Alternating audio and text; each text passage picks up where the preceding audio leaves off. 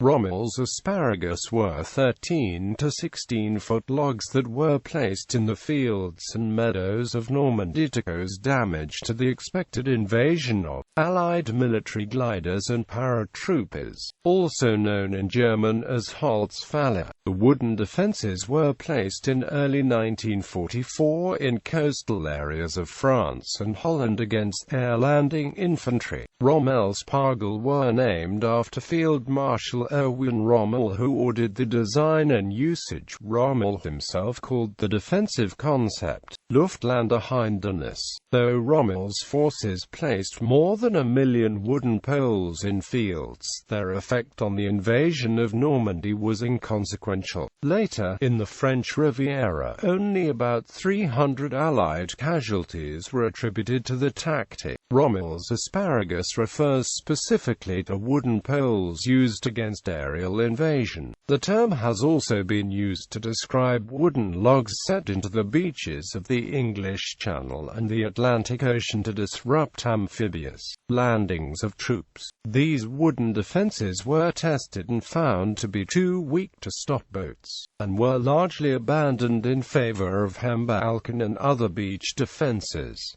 Design and development. In November 1943, Rommel took command of the German Army Group B in occupied France. He also took control of the Atlantic Wall defences on the French coasts facing the United Kingdom, and during a tour of anti-invasion fortifications, Rommel concluded that the defences would have to be improved, and quickly. He ordered millions of wooden tree trunks and logs to be set against airborne forces. Barbed wire and tripwires were to be strung between the poles, on plans that Rommel sent to his subordinates. The complete system of wooden poles and interconnecting wires was called Luftlandehindernis.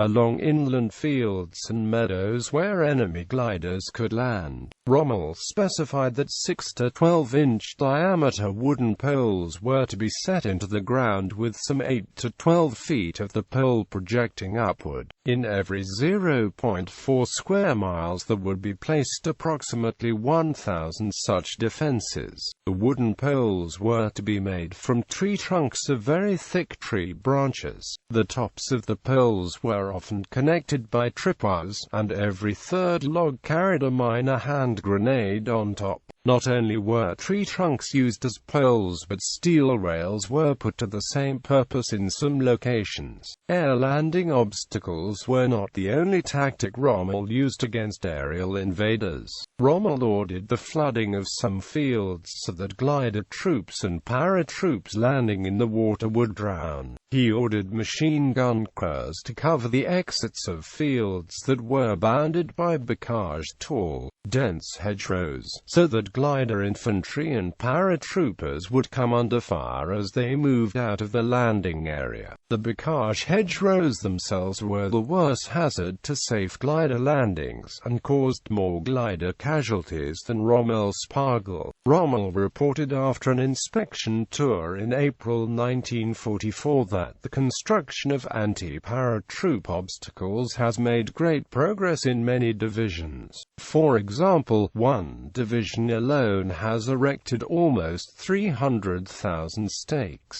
and one corps over 900,000. Rommel emphasized that erecting stakes alone does not make the obstacles complete. The stakes must be wired together, and shells and mines attached to them.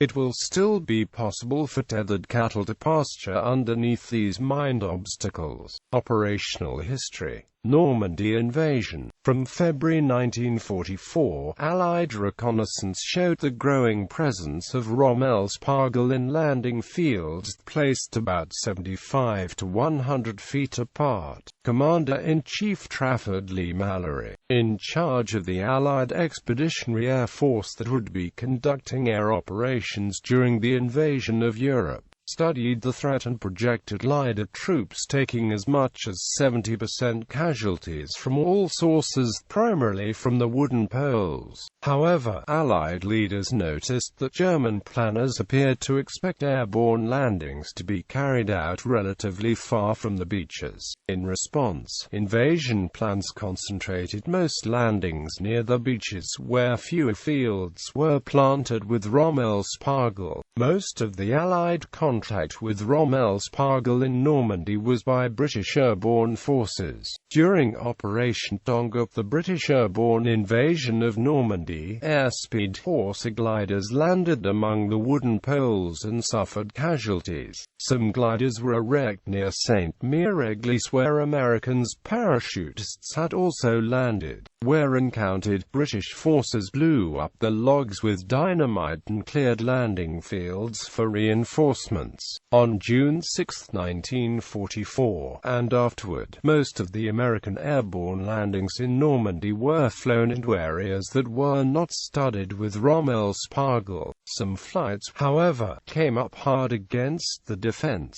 Accompanying the 82nd Airborne Division, Tito Morazzo landed on D-Day with orders to don civilian clothing and make his way to Paris to seize Gestapo papers. His glider hit a wooden pole defense which tore into the 3 soldiers sitting next to him, mortally wounding them. More casualties were inflicted during delivery of glider infantry reinforcements when some 16 to 18 gliders landed in a field of Rommelspargel, and the troops that crawled from the wrecked gliders were immediately targeted by German small arms fire.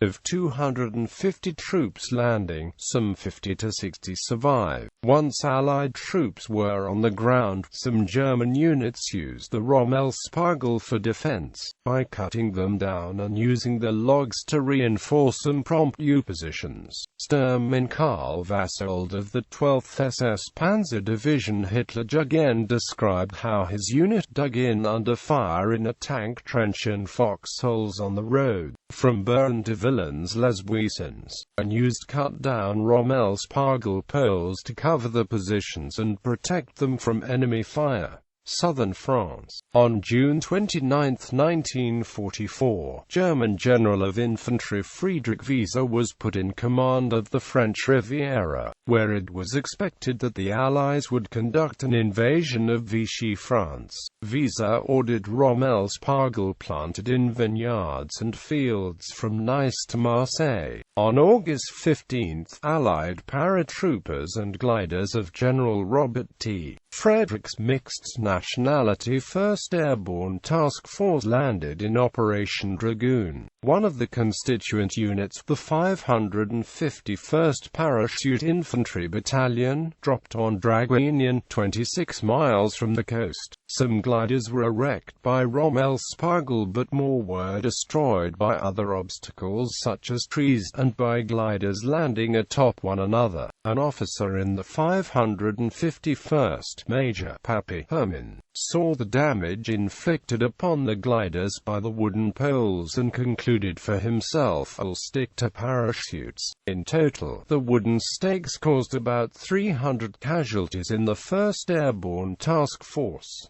Atlantic Wall defenses. Before Rommel was assigned defense of the Atlantic Wall, obstacles to amphibious landing were being built upon the beaches of Belgium and France. On February 3, 1944, during a visit to the beach at Neufchâtel-Hardelot, Rommel was shown a method by which local troops employed a high-pressure water hose to quickly create a hole in beach sand, one which could be used to set high wooden stakes into the beach as an obstacle to landing craft. The water hose method took 3 minutes, 15 times faster than using a pile driver. Rommel ordered such methods to be used to place wooden beams, metal rails and other obstructions along the beaches of Normandy. Nearly 11,000 were emplaced in the south part of Normandy's coastline where the Allies would eventually land. However, a test against the wooden stakes in mid-February showed them to be too weak to stop a captured British British landing craft. As a result, a stronger design was contrived using a larger beam set at an angle and reinforced with other thick beams, most topped with a telemine. The more robust obstacles were called hembalken, or obstruction beams. The original upright beams were left in place. Some were topped with mines for greater effectiveness. The Holzpfähle have sometimes been called Rommel's asparagus, or Rommelspargel for the close resemblance to the air landing obstructions. U.S. Navy Commander Edward Ellsberg said of the various Atlantic Wall obstacles, "Rommel had thoroughly muddled our plans. Attacking at high tide as we had intended would never get enough troops in over those obstacles. Instead, the Allies landed at low tide, which increased the length of the beach to be crossed but uncovered and revealed the obstacles, greatly reducing their effectiveness."